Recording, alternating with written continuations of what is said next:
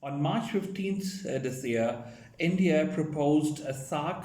video conference on the spread of COVID-19 pandemic in the region and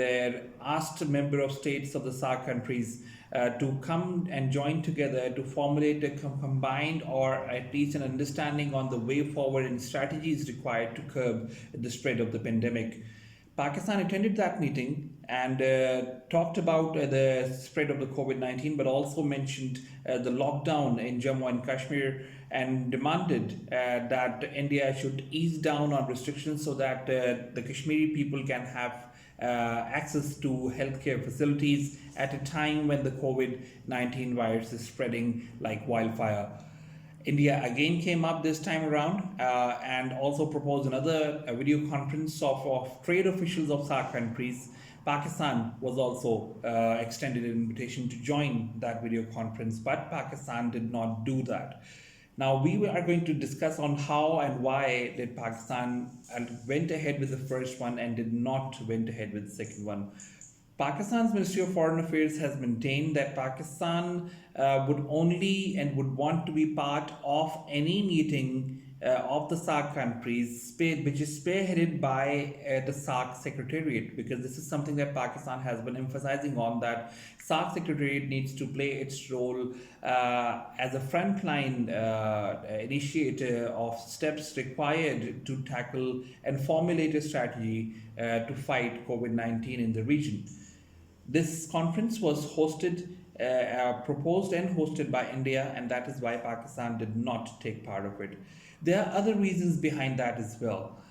Pakistan and India have serious tensions going on at the line of control. Earlier today, Pakistan shot down a surveillance drone of India at the Singh sector of the line of control, while earlier India claimed that Pakistan is trying to infiltrate terrorists, as it has claimed in the past as well, who are trying to infiltrate into Jammu and Kashmir and target security installations over there. Pakistan, on the other hand, has also suffered two casualties during skirmishes and exchange of heavy shelling and firing between the two armed forces at the line of control, and has lost as its soldiers as well. So tensions between India and Pakistan continue, and not only that, India's recent decision of introducing a domicile law in Kashmir,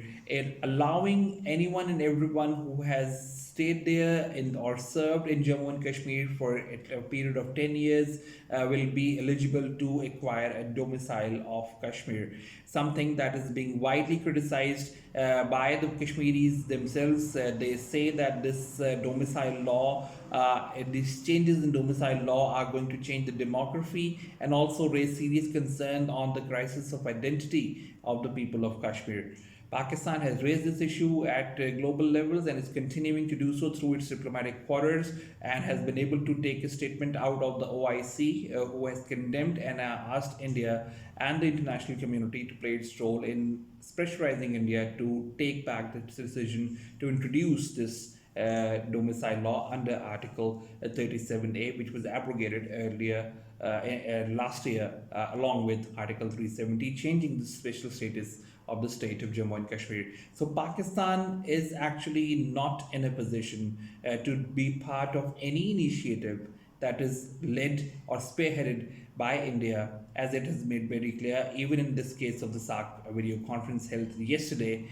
proposed and hosted by India. Pakistan maintains that SAARC Secretariat can take the lead, and if that does so, then Pakistan will be part of any kind of an initiative done to fight against the COVID-19 spread. But when it comes to India, the situation on ground and the ongoing tensions between India and Pakistan do not allow Pakistan to be part of any initiative that is led by India itself. It is important to note that India and Pakistan, even right now, at a time when the world is fighting against the COVID-19, there are tensions going on at the line of control, and both sides continue to actually give each other a tough time